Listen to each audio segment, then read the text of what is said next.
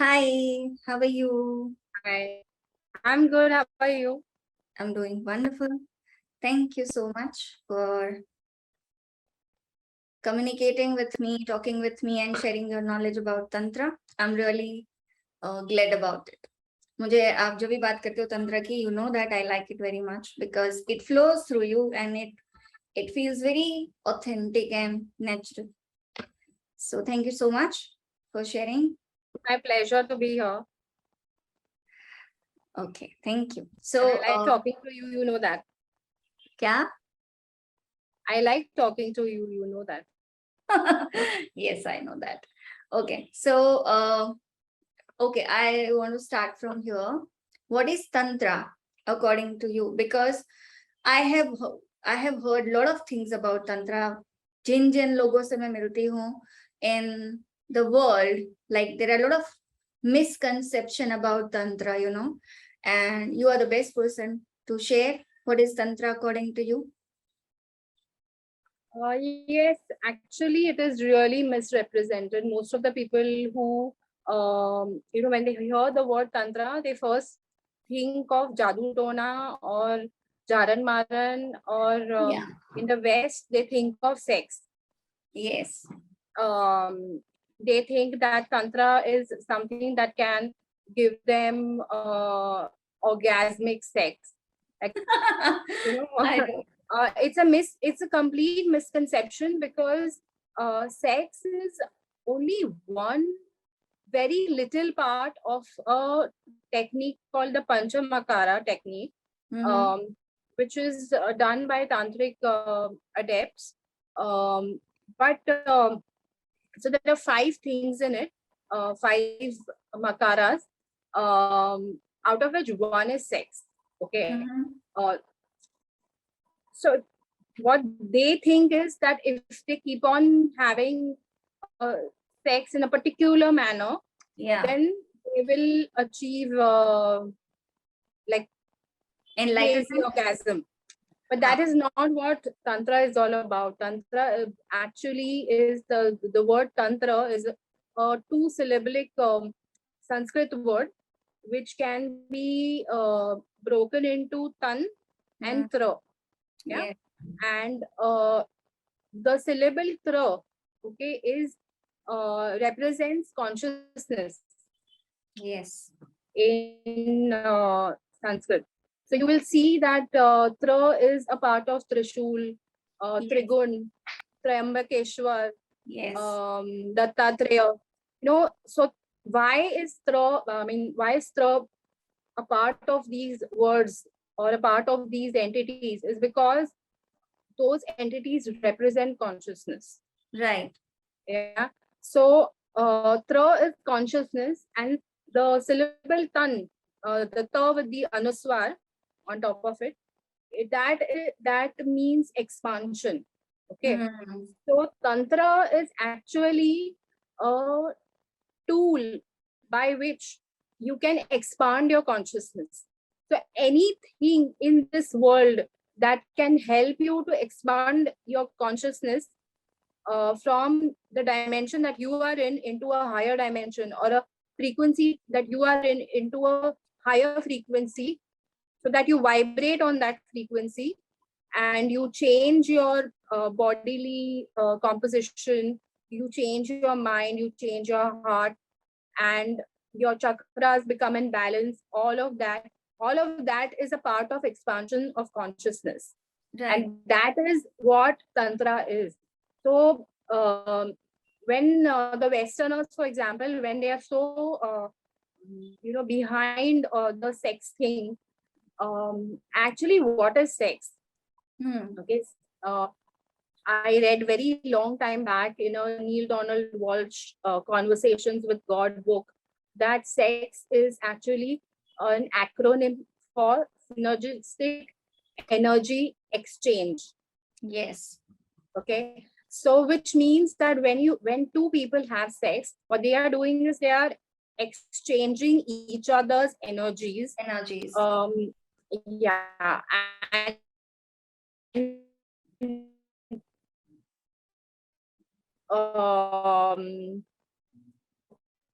thing is, changing each other's energies, they drew of orgasm. Okay, that is something that does not last.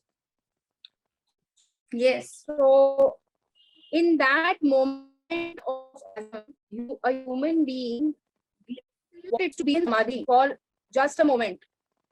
And sex is actually meant to give you that glimpse so that you can aspire to for higher things in life. You know, Yeah. now that you have tasted that glimpse of samadhi, maybe a human being will aspire to and strive to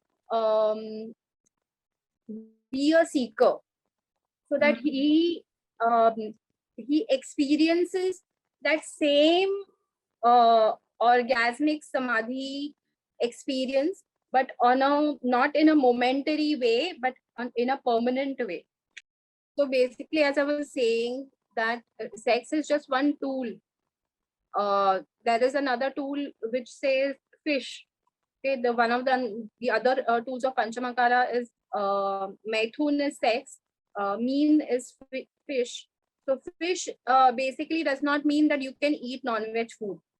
Right. Okay, it means fish is it, all this tantric language is a very double meaning, allegoric kind of language. They say something, but they mean something completely different. Right. So you have to, after years of study of tantra, like text, tantric text, you will be able to start to understand the double meaning that they are trying to tell you. So basically, tantric adepts of the south, they have this bhasha called the Sandhya bhasha. Okay, it's called the Twilight Language. In that language, they two saints will come together and they'll talk, converse in this language, and like a common person who's listening to that language, they will think कि ये क्या nonsense बात कर रहे हैं, मतलब absolute bakwas. Okay, but they know what they are talking. It's like a code language, which Right. yeah. So similarly, all tantric texts and all scriptures for that matter, you can take our epics also. They are all allegorical texts. They tell you one story, which is a common story, which can be absorbed very easily by a common man. Yeah. As a story, but it actually means something completely different. So mean Yeah. over here, as in fish, basically is about churning of the breath. Wow.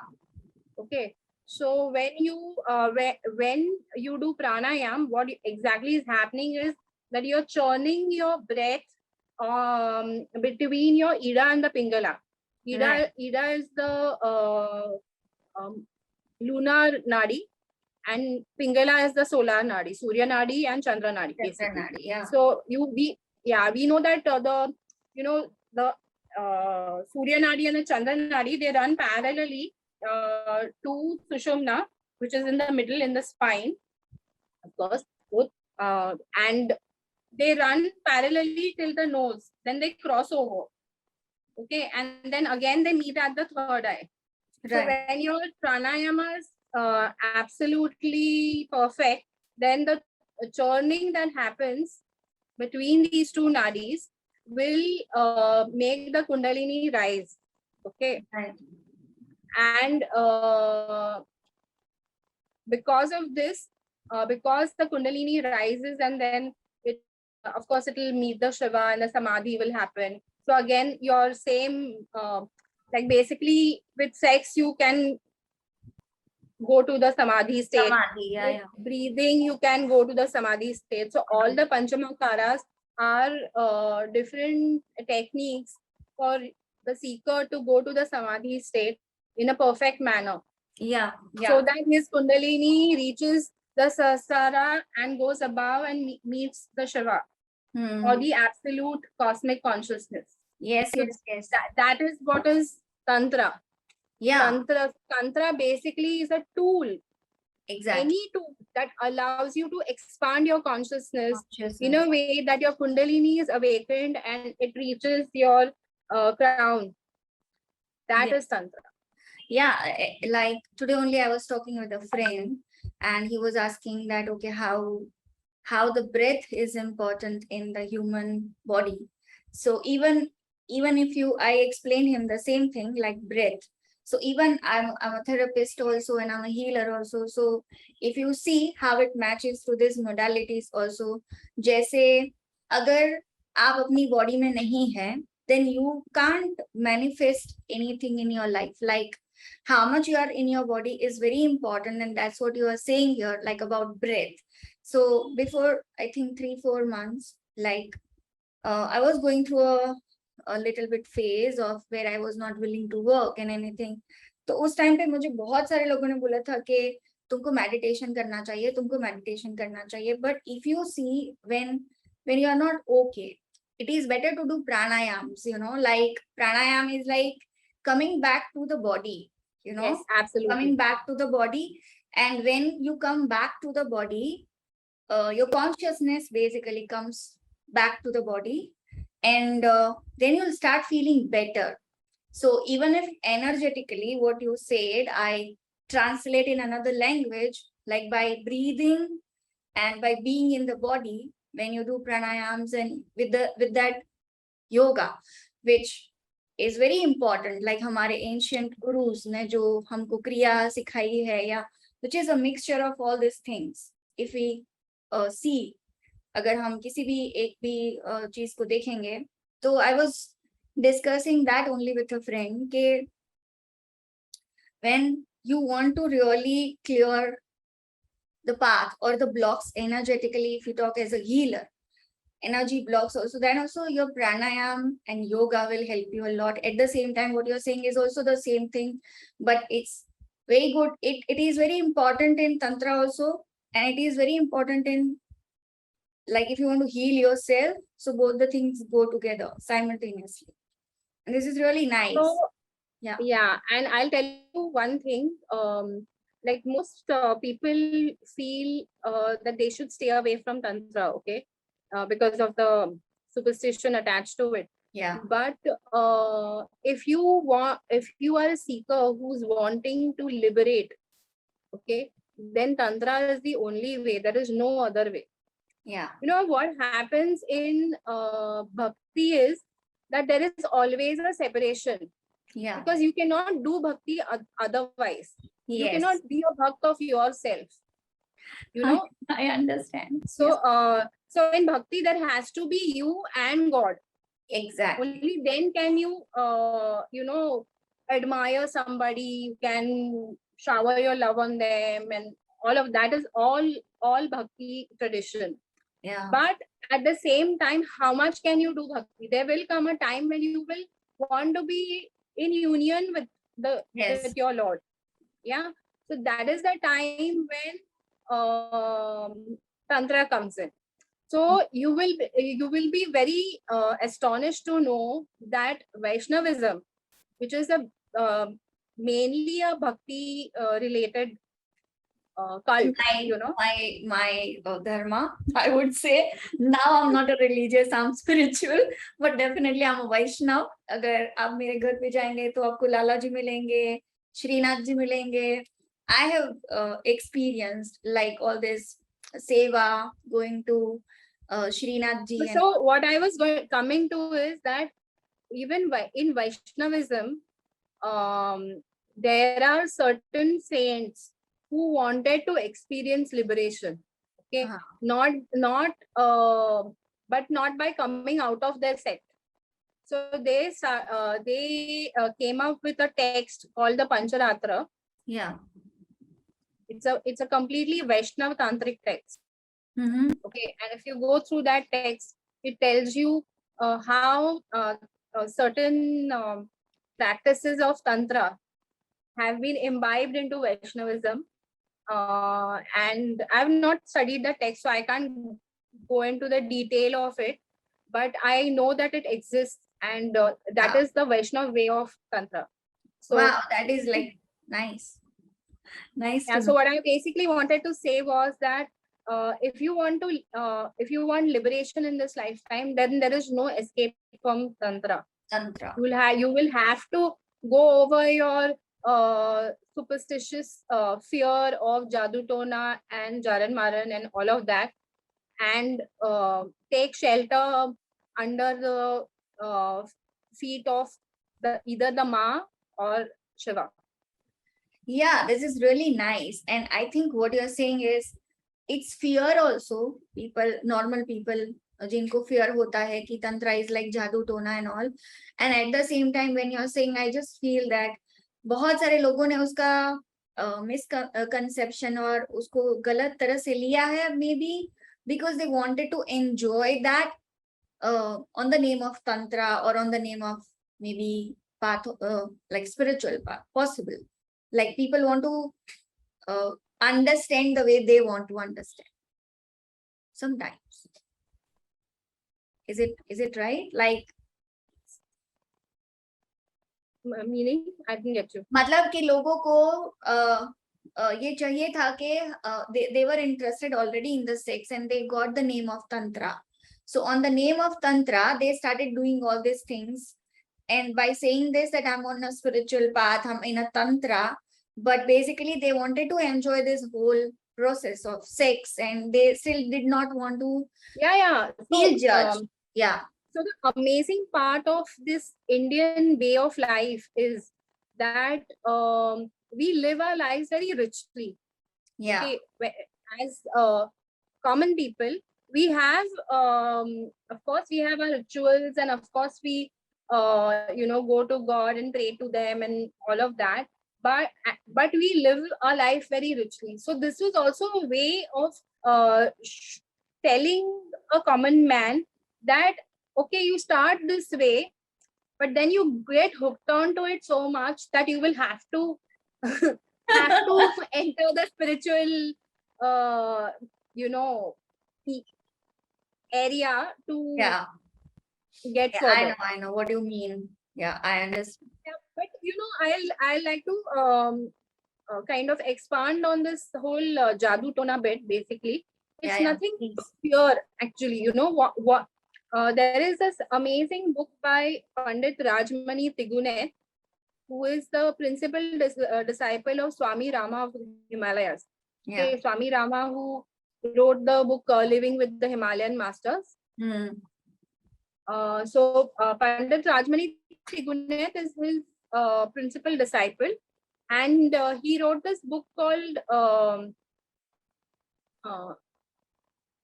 Tantra Unveiled.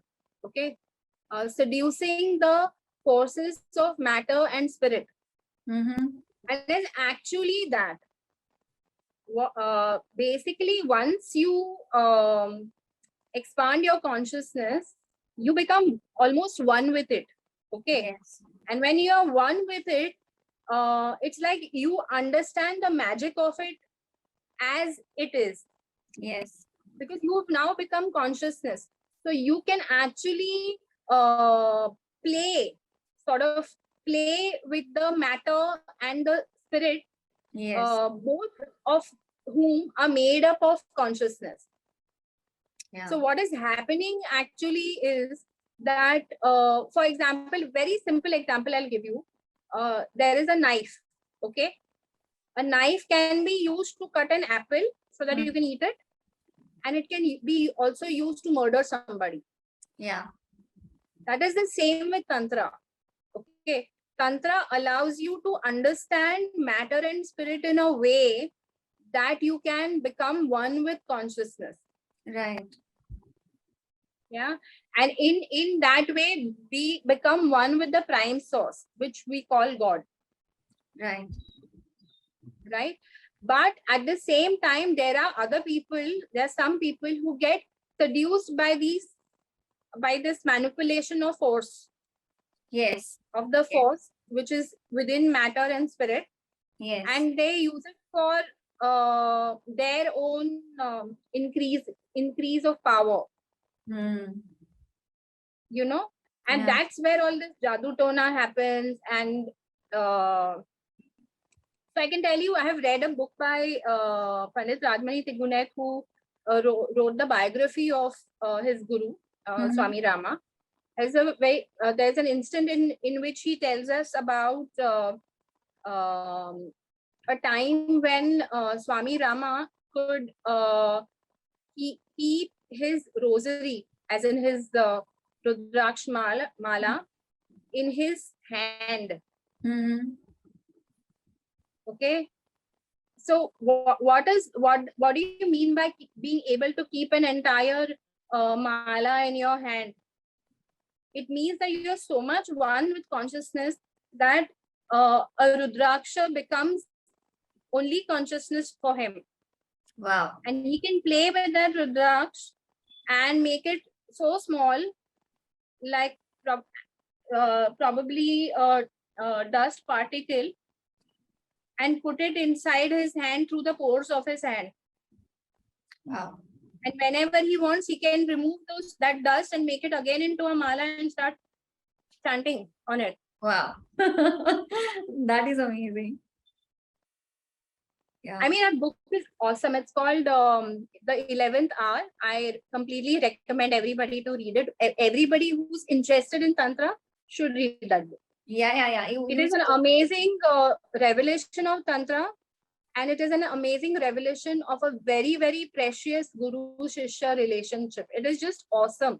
Yes. मतलब मैं इतनी बार रोई वो book पढ़ते पढ़ते. It was just. And you suggested me also, and I have heard Pandit Rajmani also, and when I was listening to him, Oh yes, you are the one who got the who were lucky enough to train under him. Yes, I am trained under him. So it is so amazing to listen to him. Like I would say कि एक मंत्रा का जो translation I wouldn't say, but एक मंत्रा का जो उन्होंने meaning and the depth which he described, the depth of each mantra he described, and I was so much astonished by listening to him. And it was so amazing. His aura itself is a healing aura, and yeah, I could see how beautifully he explains everything.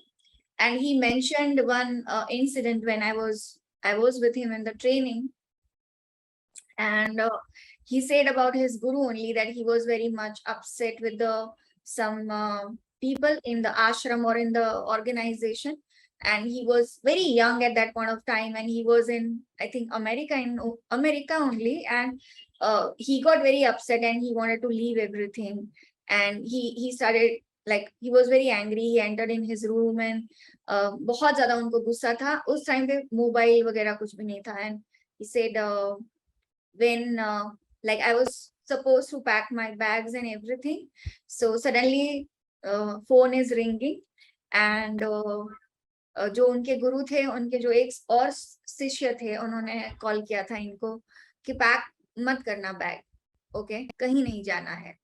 And it was so amazing to like, and he stopped and he's like, wow, मेरे गुरु को ये भी पता है कि मैं गुस्से में हूँ और मैं bags पैक कर रहा हूँ. And I'm like, wow, it's so beautiful to experience this relationship plus this love from the guru in this time. I am talking about this time because there was a time when I was looking for a guru, and I told you when we talked first time about Paramahansa Yogananda, and it's so amazing. when I heard this experience from him, I was like, kind of started crying, but at the same time I was like, he's so lucky to be with his guru, and it's like in this time, authentic guru, where everywhere the things are being manipulated and absolutely. Yeah, it is extremely lucky to get a guru, a living guru who can actually guide you. Actually, and I was looking for his mail before some days, and he sent us, all of us, a mail about he's planning some retreat, and maybe next year यहाँ पे खजुराहो में he has this his whole yes what it is called, I forgot the name, and within few hours it was all the tickets were sold. I'm like, I missed it, and definitely I could. You can always get cash. Yeah, that will work. But I really would love to meet him at least once and to be with him. I really liked him. So pure and so authentic. And he speaks about Tantra, and basically each word of mantra is an entry point of the consciousness. And I'm so grateful to you that you guided me and you really diverted me towards him. Amazing. Thank you for that. It was in your destiny. Yes, it was in my destiny. I'm a blessed soul. Yeah, but it was very amazing. We are just media.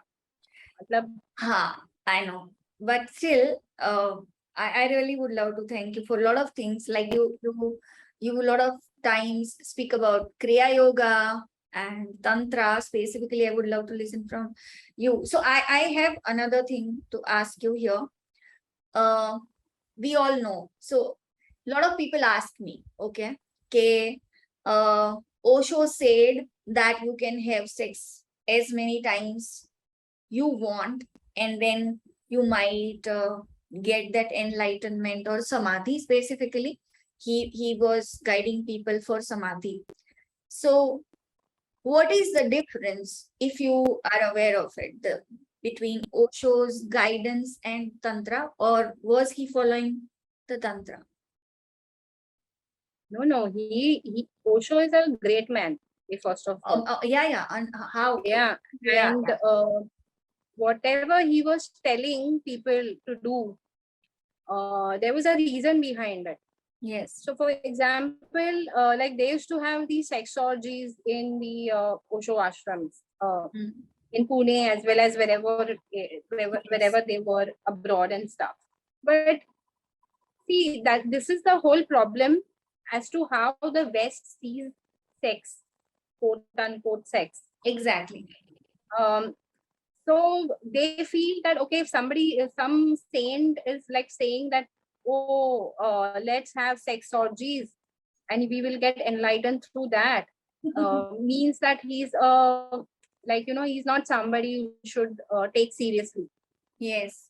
And what he was trying to do was, he was trying to tell all his disciples that have as much sex as you want and get it out of your system. Yes. Okay, like when you have too much of it, you will reach a point where you feel ki I have had enough now. Yeah, true. And when you have had enough, that is the day you will truly seek something, and that way will lead you to your enlightenment. That is what he meant. Got it. But people took it wrongly. People took it that you keep on having sex and you will be enlightened. That is not how it works. Exactly, because I heard those one person in some 1 million people, it may work because maybe his destiny is through that. But that is not what he meant. Exactly. I have seen one or two videos of this orgies happening. I've seen some pictures also that were clicked at that point of time. And if you see, people were going mad with whatever they were doing. Okay. So what his thing is, get so mad that you get out of your mind. Yes, it's like you get so much and then you will feel bored of it. Mind is always telling you, I want that. Yeah. Exactly. That mind will tell you, I have had enough now.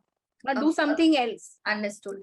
Yeah, that is what leads you to your enlightenment. Yes, because I had a client before 5-6 years, and when he connected with me, he said this thing that he I think he was from Delhi, and he said, I went to Osho ashram for this kind of process, but there was nothing like this. Like, people were having only sex, and it was like very, he basically, he went there, he did everything, but he could not get anything out of it. So he asked me before 5-6 years when he talked with me, and basically I explained that I really don't think that you have achieved anything by going there. Rather, you should stop all this And at least if you can't See, do it's anything, also that true, and it's also that all of Osho's disciples are not authentic, yes, so they might just take you for a ride. I mean, exactly, I can understand if it was him going to an ashram while Osho was there, then that would be a different thing, exactly. but if he's going to an ashram after his death, then he's actually see, like for example, every saint who has disciples, they will have different levels of uh, spiritual advancement, right? Yeah, Like a right. Vivekananda cannot be compared to, say, Rakhal. Yes. You know the amazing story of Rakhal and Vivekananda? No, I would love to know from you. I'm sorry, I'm getting out of Tantra and getting into this whole subject of guru disciple relationship. So, That's okay. so all Indians basically think that Vivekananda was Swami Vivekananda was Ramakrishna Paramahansa's uh, main disciple or Yeah. favored disciple or whatever, but that's not true. Mhm. Okay. Uh, Swami Vivekananda was the spiritual heir of Ramakrishna Paramahansa. But Okay. that does not mean he was his favored disciple. Okay. So after when it was Ramakrishna Paramahansa's time to go, okay, he obviously called Swami Vivekananda into his room and he gave him whatever was there as a spiritual punji to him. And it is said that he said, मैं अब मैं भिखारी हो गया, मतलब I have given you everything that I Everything. had and now I have become bhikari, but I'm still very happy. Hmm. And so Swami Vivekananda got his spiritual punji, but his love was always for his one other disciple called Swami Brahmanand, who was very fondly called as Rakhal. His pet name was Rakhal. Okay. Acha. And in tantric circles, because many people don't know this, but Swami Ramakrishna Paramhans, Sri Ramakrishna Paramhans was a closet Agori. Wow. So we are going back to Tantra. Yes, yes. So,